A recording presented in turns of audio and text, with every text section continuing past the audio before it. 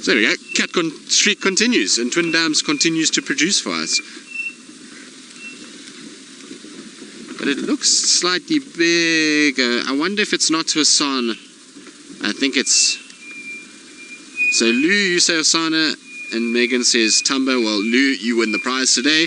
It is Hosana by the looks of things. Yes, it is Hosana. It's not Tumba. It's not our little green-eyed boy. It's Hosana for sure. And he is as curled up as you can imagine. Now, I was saying just now that if there's cats around, that they're going to be tightly curled, and that is about as tightly curled up as you could imagine. So it is, looks most definitely like Hosana. When he had his eyes open, it looked like him anyway. But it's also, he's got a slightly bulkier, kind of wider face than what I see from Tumba. Tumba's almost in that adolescent phase where he's still filling out a bit, whereas Hosana's gone through that and is looking, well, a little bit more puffy than what Tumba does. But a few little cuts and scrapes on his nose. Where are those from? Those are quite new. I haven't seen those for a while. Well, did we have those on him last time? I can't even remember. I don't think so. Maybe he's been scratched by something. It almost looks like a thorn or something that's hit him in the nose there. They have healed up a little bit, so maybe it is him. But cold cat, that's for sure. He's probably, like us, trying to make himself as small as possible and trying to keep as much body heat in as possible. You can see he's kind of got his head tucked all the way around, tail under the chin, foot all the way in, and it is one little ball of kitty. And that's why for a second I wasn't 100% sure if it was a leopard, because the way that he was rolled up, it didn't quite seem like it. And he's in like a little hollow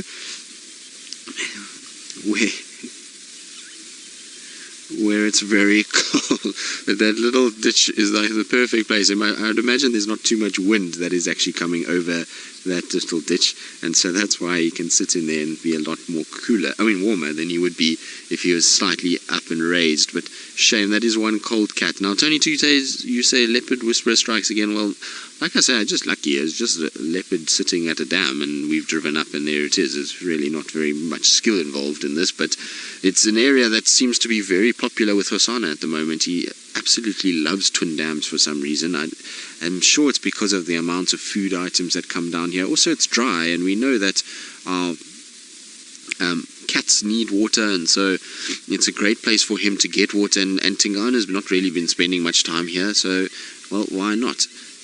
I can hear a Wahlberg's eagle calling as well, which must be here in the tree, because the grey go-away birds are going crazy, and I don't think it would be for this leopard, because he's not really being threatening in any way. I want to just try and see, because it looks really weird. It's almost like it's actually feeding off the jackalberries, which would be completely odd for a Wahlberg's eagle. So I just want to have a little look on top and see if it is. It is a Wahlberg's eagle, but it's not feeding off the jackalberries. It's just kind of trying to get its balance. I think the go-away birds have been dive bombing it, so it's sitting in the tree and is really kind of getting dive bombed and getting abused prey in their tree. It really hasn't gone down well with the neighbors this morning to have him pruning the vegetation around them. But Hosana lying out in the open again, we're just getting back to that, is the reason is it's cold, so he's found himself a little ditch. You might find that ground there is slightly warmer and is radiating a little bit of warmth from any sun that was absorbed yesterday. Also, he would have probably drank at this pan and then just found himself somewhere to lie down and rest. The reason why not under a tree is because there's not very much sun to drive him under a tree either. It's not hot this morning, which means that he can sit right out in the open fairly comfortably. And at the end of the day, very few animals are going to be coming down to drink just yet. It's still cooler, and so he doesn't have to worry about camouflaging himself too much either. Shame, my boy, are you cold? That is as cold a leopard as you'll ever see. He looks really big though this morning. I wonder if maybe his coat is all standing up, and that's why he's so puffy this morning.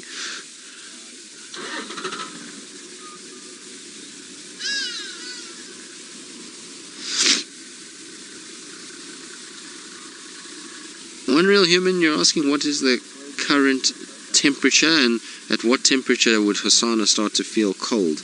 Well, the current temperature is about 17 degrees. I think it's 68 Fahrenheit. I might have got that wrong, but somewhere around there.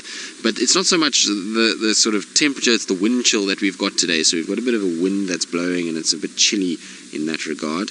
And so It means that when a cat is out and about and after hot weather like we've had, remember we've been having 90-degree Fahrenheit days, 100-degree Fahrenheit days, and so for him it's a drastic change pretty much overnight. So it's gotten very cold very quickly, and that's why he's feeling it a little bit. So he's tucking himself up just to stay nice and warm and to try and not lose too much body heat. Remember, as soon as they start to lose too much body heat, the body is having to shiver and having to kind of get themselves warm again, and that uses a lot of energy. So rather than getting to that point, it's better just to curl up and take it easy. If we get even a little bit of sun coming out, you'll find that he'll probably unroll himself a little bit more and become a bit more spread out.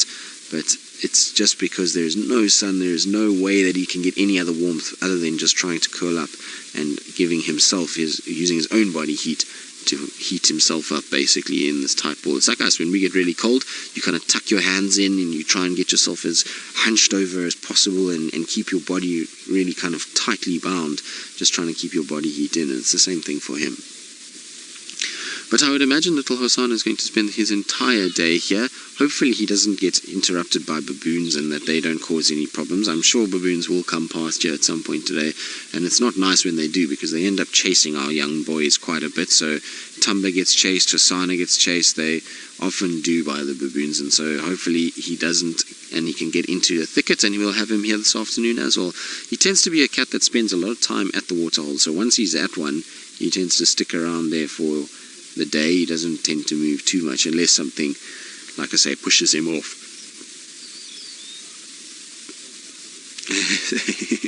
So he's woken up because of the parrots that were making a bit of noise, and also the go-away birds. He might think maybe there's another predator on its way because the go-away birds are going so crazy and alarm calling, even though it's for an eagle.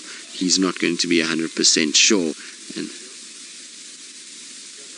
right, now our little Hosana is curled and cold and really doesn't like the weather today, but I believe Taylor McCurdy's lions are sitting very nicely in the beautiful morning sun and are taking it in as much as possible.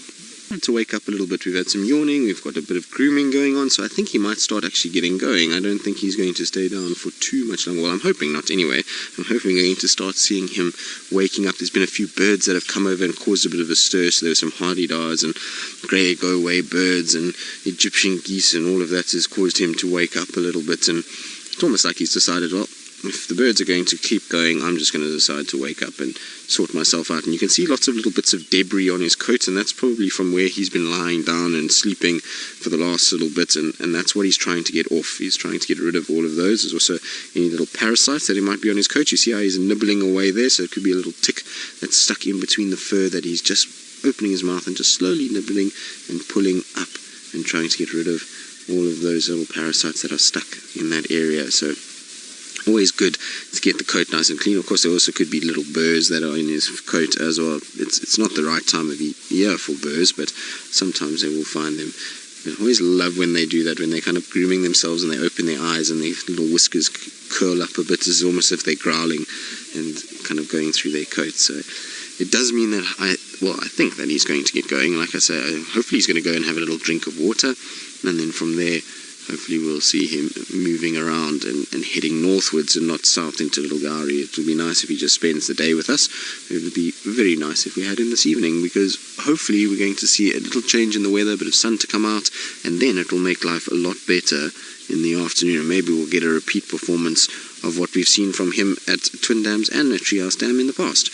So for those of you that weren't watching both of those, he had a crazy stalk of impalas the other day on Twin Dams wall, where he was sitting flat on the wall and the impalas were right there, and it was all very kind of interesting and dramatic, and unfortunately he didn't get anything, but it was really amazing just to watch him go about it and to see how he was starting to come of age in the way that he was stalking and moving around. And then at Treehouse Dam, much the same, except he was stalking Nyala, Duiker, and eventually a scrub hare with more intent than any of the others, and the scrub hare got so close and just unfortunately missed it. So it's nice to have him at these dams because of the animals that come down and drink, particularly in the afternoons when it warms up a little bit. Then it's much better, and you find that he can be real value at that time of the day because of these animals and the way that he's stalking pretty much everything that comes past. But interestingly enough, since we've seen him at Treehouse Dam, which was, what, 2 days ago? Yes, 2 days ago, 2 nights ago.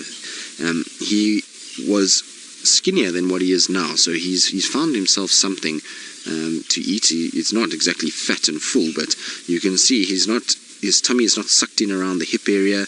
That's quite flat there. And when a leopard is very, very thin, and when they're hungry, that area will sink in and the hip is quite exposed. And so he's still round and still full. So I think he's keeping himself really well fed with things like scrub hares and probably the odd francolin or guinea fowl here and there. And he's obviously found a technique to get scrub hares, and it seems as though Tumba's taking after him as well, because we know Tumba was eating a scrub hare yesterday, or day before, should I say. And so the boys have figured out that they can still sustain themselves on that, and at their size a scrub hare is a really good meal. Rebecca, you're asking if he keeps us up, how much bigger will he get? Well, the leopards in this particular vicinity generally are quite big, so you'll find a situation where he'll probably grow. I would say now he weighs about 60, maybe 65 kilograms. So what's that in pounds? About 150 pounds at the most. And as an adult big male leopard, he'll probably weigh anywhere between 80 and 100 kilograms. So he's still going to put on a lot of size. So he'll go over 200 pounds if he becomes a really big individual. And you can see already around his chest area, his neck, he's starting to get much wider than even what Tumba is at the moment. So Tumba and him are the same height, and Tumba's not too much smaller, but he's getting a lot wider around those areas. Oh, big yawn as well. And so it's interesting to kind of see the differences between him and Tumba, and to see how they're growing. But as an adult male leopard, around anywhere between 80 and 100 kilograms would be the sort of average, although 100 kilograms would be really on the upper end. That's talking Anderson size and Imbavala size, and a male from the south. Those are really, really big individuals and just push those envelopes. So whether or not he's going to get that big, I don't know, but he definitely will be probably well over 80, 85 kilograms, and it's going to be a big cat when he gets a little bit older. So it's going to take a while for him to get there, but he will eventually get into that sort of size range. And remember that they only reach fully grown at around 5 years. That's kind of when they sort of the bone structure starts settling down, and then after that they do bulk up in terms of them getting a bigger dewlap and that kind of thing. But the dewlap doesn't add too much weight to their sort of body. It's more in those formative years that they get the actual size, and then the head gets a little bit bigger and the dewlap gets a bit bigger, but it's not adding huge amounts of weight to their situation. So you hopefully will be able to monitor him and see where he goes, but I would imagine he's going to be around sort of 80, 85. I think that's where he's going to end up. Could be wrong completely, and he could just have a growth spurt and become absolutely monstrous, or he could be on the smaller side of things and stay around the 80 kilogram mark. This, of course, doesn't mean that he won't be able to be successful. Size is not always the thing. I remember Lemula, who was a male leopard that we saw in the south, and who Hosana reminds me a lot of. He has a very similar eye color to what Lemula had, and just a very similar kind of look about him. And Lemula was just south of us and used to hang around Hofmans and northern side of Malamala and Londolozi, and he was actually not a very big leopard. If you saw him in comparison to Mvula and Tingana and Anderson, he was a smaller individual, and like I say, around the sort of 80 kilogram, 160, 170 pound mark, and yet he was very successful. He controlled a big area, and that's because he had a lot of fight in him. He was quite an aggressive male towards other leopards and used to push them out very quickly, and so he managed to make up for his size by being a lot more aggressive and a lot more sort of confrontational about the way he did things.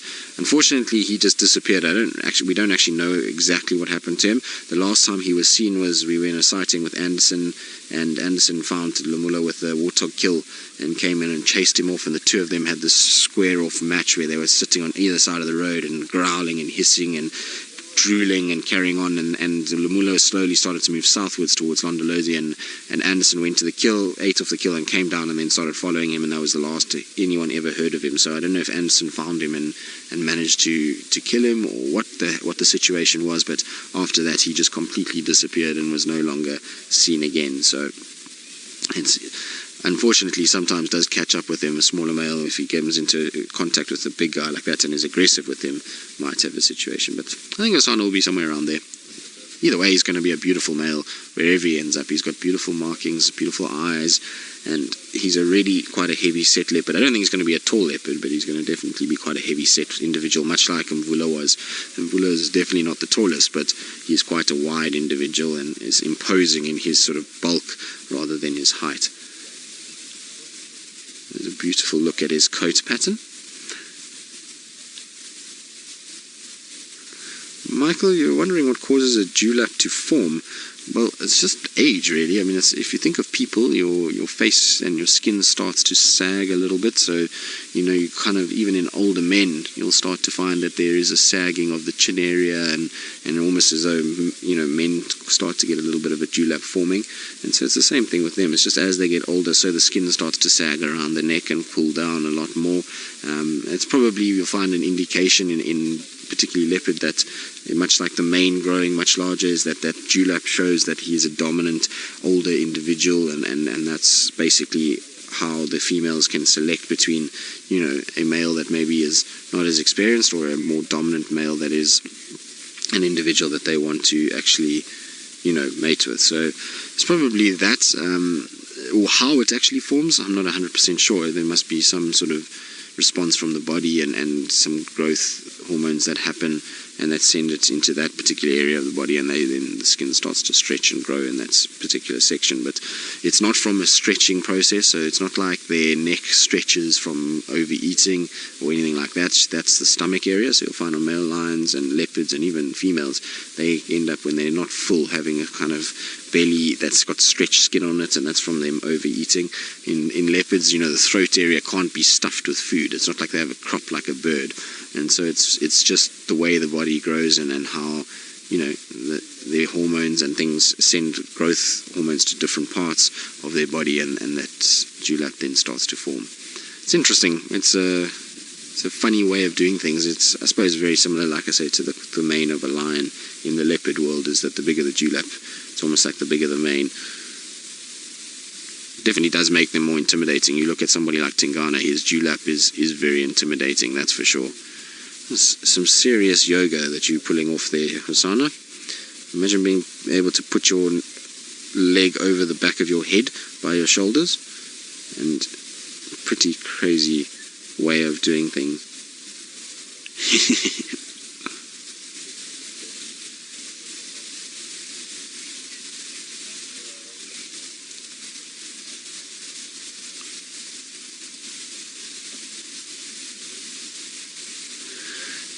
Chatty Meg, you're asking why leopards' coats look so perfect, whereas lions' coats don't really. They tend to have a lot more scrapes and cuts and scars, and their coats only really look that good in zoo systems. Well, there's a very simple reason for that, is that the leopards generally are living a solitary life, and therefore there's very little competition around a food source, which means they don't claw and carry on and go after each other like the lions do on a day-to-day basis. Remember, the lions, as soon as they're on any sort of food item, they're having a go at each other, and they're starting to fight with one another and starting to really trying to kind of claw and scrape, and so that's why you end up with a lot of cuts all over them and a lot of markings on them, whereas leopards, they very seldom are making physical contact with anybody, and that's why their coats generally are in immaculate condition.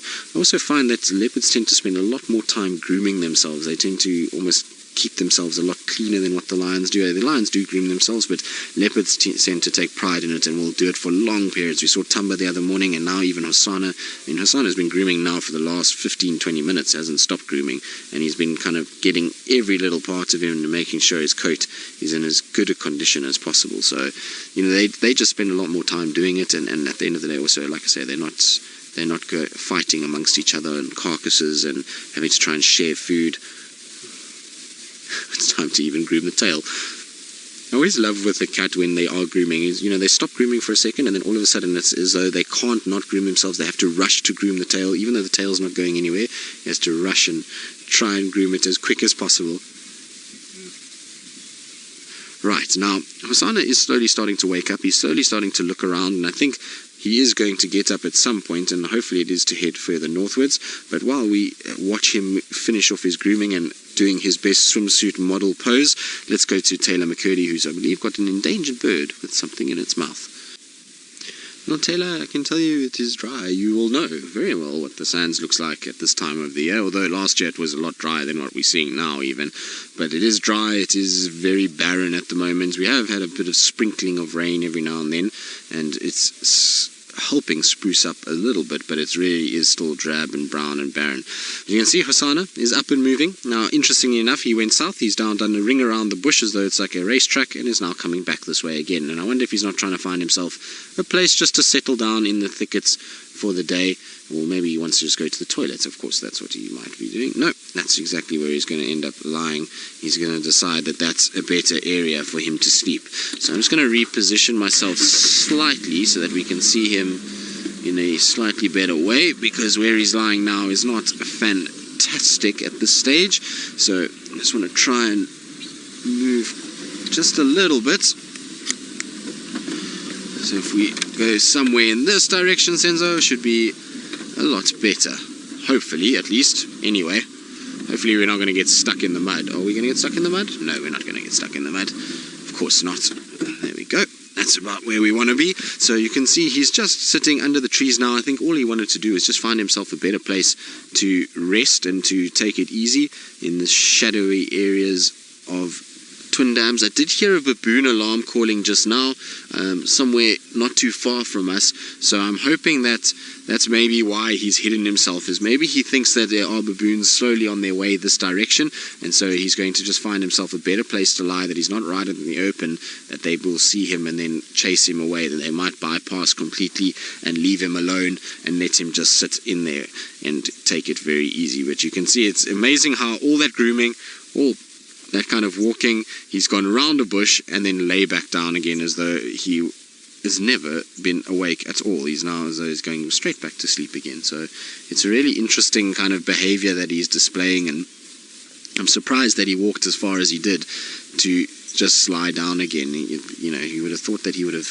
gone somewhere a little bit further than that, but like I say, maybe he just heard the baboons and decided, no, better for him to actually try and hide out than to be in the open.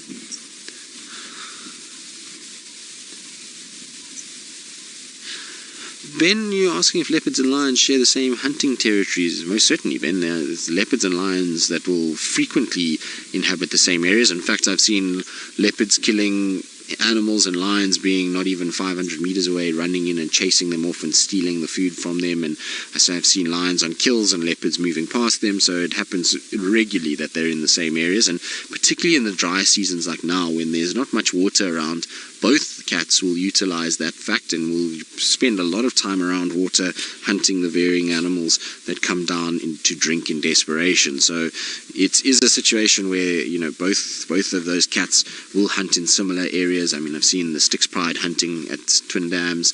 I've seen wild dogs, leopard, so they all do hunt in very similar areas. At the end of the day, they do cross paths quite often, a lot more than we would think actually, and the leopards are just very good at sort of being stealthy and getting out of that area 90% of the time. Obviously, we know that there's been a couple of leopards that have been caught by lions in the Sabi sands in the last 2 years, unfortunately, and it does happen. But those are generally when they're on carcasses and they're not really paying attention. They're busy kind of eating and feeding, and there's, you know, a bit of noise from them feeding, and then the kind of, you know, lions rush in and grab them before they know what's going on. So it's a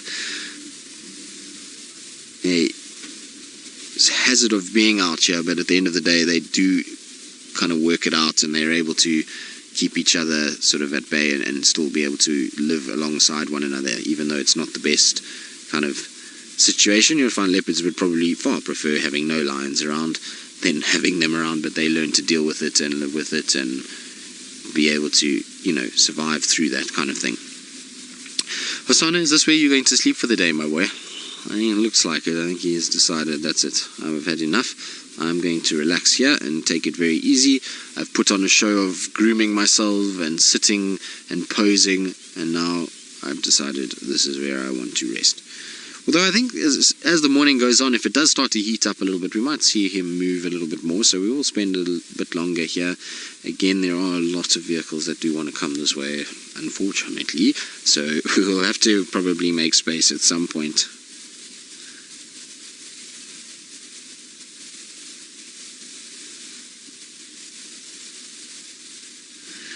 Anna-Marie, you're wondering why a big male baboon would be dangerous to a leopard. Well, the simple reason is that a big male baboon is probably about the same weight as a leopard. It has a massive sharp teeth. They can climb trees, and so a leopard's main escape route from danger is up a tree, and so the baboon can follow it.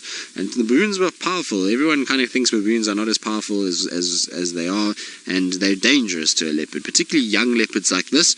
The baboon would easily be able to chase off a young leopard like this. And remember that it's generally not just one. It's very seldom you've got one male baboon in a troop. In troops of baboons, you'll often have 3-4 big males, and they'll all chase after that leopard at once. It's basically like gang warfare. They just kind of come in as en masse and try and chase that poor leopard. And so at the end of the day, it's just very dangerous to try and tangle with with a baboon. They could get serious injury. But it's amazing how leopards go through, particularly male leopards, they go through this phase in life where they will be very scared of baboons, and then as soon as they get to a certain size and they actually chase a baboon back and they realize, hang on a second, I can chase them, it's kind of an aha moment, and they then do start to chase baboons back, and it kind of settles down again. Right, now I'm going to sit with Hosana curled up in a little ball, but I believe Taylor McCurdy has found something that I know a lot of you enjoy, and that is the den site for a special little carnivore. Taylor, that is a really odd question, given that I've been back for the better part of 2.5 weeks. But yes, I did have a haircut when I was on leave. I generally do. I don't know why that's interesting to Taylor, but I did have a haircut while I was on leave. I try and have one most times when I go on leave, otherwise I end up looking like the sort of woolly mammoth of Borneo, basically. So I do have to try and get it cut every now and then and make sure that it is looking a little bit more neat and tidy. But Taylor is very spoilt with her jackal pup dens, or jackal dens. I've seen now that she's found a number of them, and it's been really cool to see that there are dens around. I wish we had some jackal dens here. It's been a while since I've actually seen a jackal, and it would be nice to have them, let alone their den sites, to be honest. Although we can't complain. We do have a lot of other things that keep us busy, from the wild dogs to leopards to, the various other animals that we see out here. So it's not all that bad. And we have really nice hyena dens as well that we will head to a little bit later, especially if Hosana is going to carry on the way he is now and sleep and curl up into a tight ball like he is at the moment. You can see he's just really not interested. There are some baboons alarm calling to my south, so inside Little Gowrie, which I highly doubt can see him, given that I can't see the baboons, and the baboons would have to be up in a tree somewhere in Little Gowrie to be able to spot him. So I wonder if there isn't something going on there, and I believe there was also some baboons alarm calling around the dam cam, so I wonder if maybe Tingana's not hanging around that side. Oh, so Lou heard baboons, squirrels and go-away birds all alarm calling around Campbell. Then I'm sure there is something going on there. I know that there was also monkeys alarm calling north of me, so I think there's Tumba must be somewhere around his usual spots on Chelapan, because that's where the monkeys were alarm calling. The baboons around camp, well, that could be any leopard, but we know Tingana was heard in that area at around midnight, so could be him, or maybe it's little Shongile. Wouldn't that be nice if little Shongololo popped out somewhere? I know a lot of you are very worried about her and have been asking me every day if there's any signs of her, and still unfortunately no updates on her and no visuals of her yet from anybody.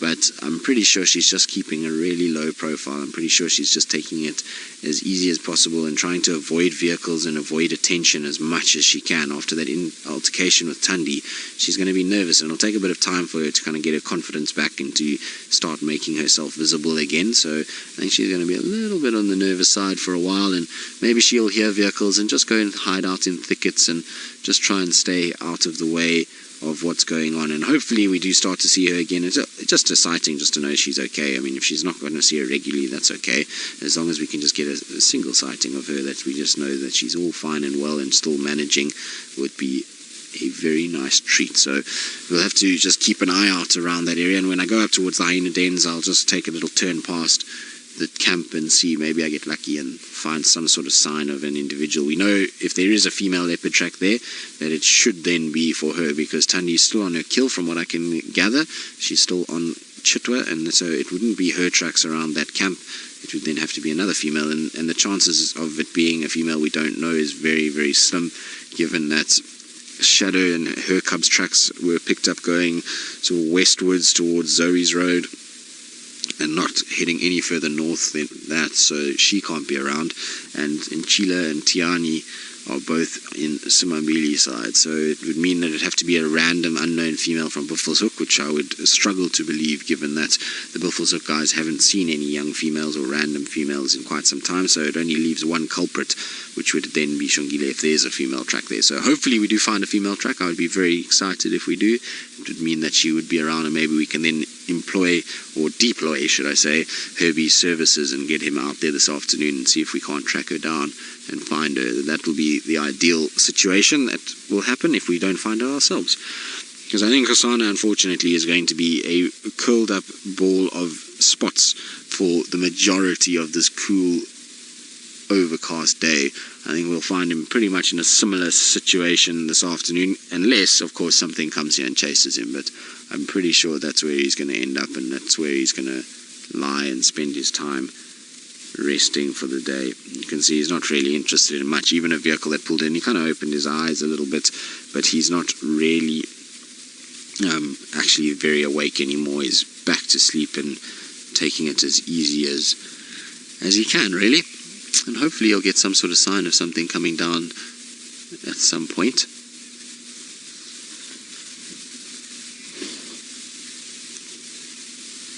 Heather, you're asking how many leopards are in this area. I've mentioned quite a few this morning. Well, Heather, I mean, in the area, a lot.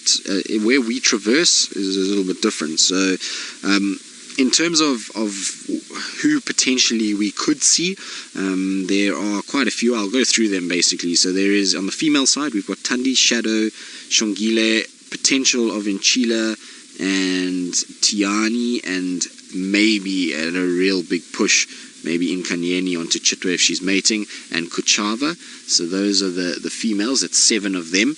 And then in the males, we've got Hosana, Tamba, Tingana, possibly Quarantine if we got lucky, Djuma if we get lucky. He's a very skittish male. Mvula.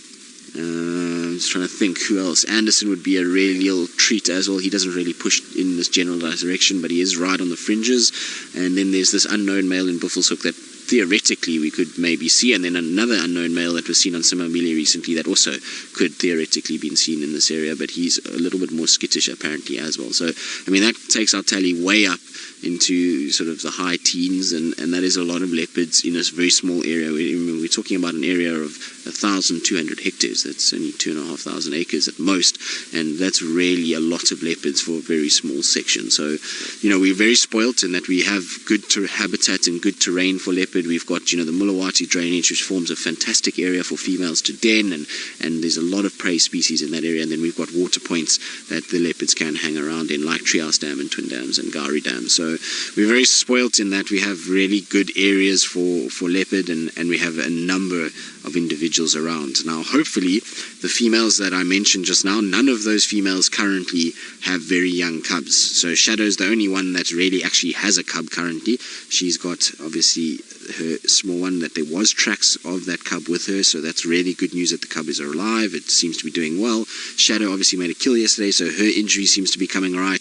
Thandi we saw on a kill and climbing trees and going and doing her thing, and so she seems to be alright with her injury. So everybody's like slowly but surely coming right, and it's going to be, I think we're going to have a situation where we're going to have a little baby boom and a cub boom within our leopard population, because I'm pretty sure that in Nchila, Tiani,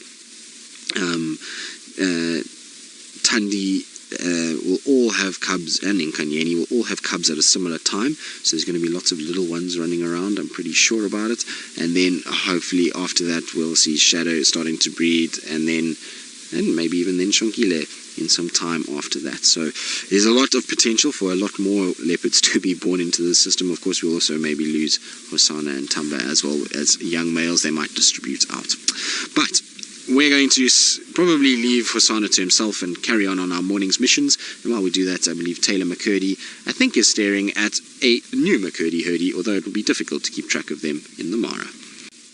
It is my favourite animal in the whole wide world, Taylor, and why wouldn't it be? They are the most awesome cats. I really do love spending time with leopards. You can see Hosana is bolt upright and watching, and that's because apparently we can't see them, but the vehicle that just left the sighting said that there's some giraffe that are just south of us that are feeding along, slowly coming towards him. So I thought, well, we'll wait with him for a little bit longer and just see if the giraffe come down towards Twin Dams and what his reaction is to them, because it'll be quite funny just to see his sort of reaction to a big, tall, spotty creature, which obviously I'm pretty sure he's not really going to worry about too much.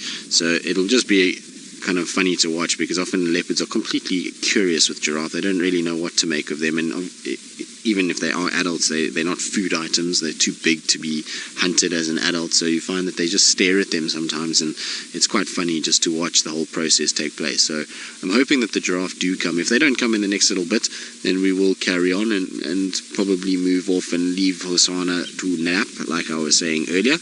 But he every now and then is just popping his head up and watching apparently what is giraffe south of us. It's amazing how he's able to pick them up, but we can't see an absolute thing here. He must be able to hear them more than anything else.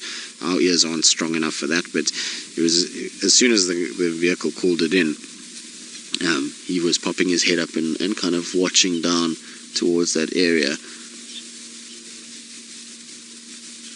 I can hear some francolins that are also complaining behind me. Wonder what's upset them. There's something that's obviously not right with them. There's a little chirping going on. It might just be a little territorial dispute. Sometimes the francolins do get into a little territorial kind of battle with one another. Then we'll find a situation where they'll have a little go at each other. So I think Hosana, unfortunately, though, is very sleepy. I don't think he's going to go anywhere at this stage.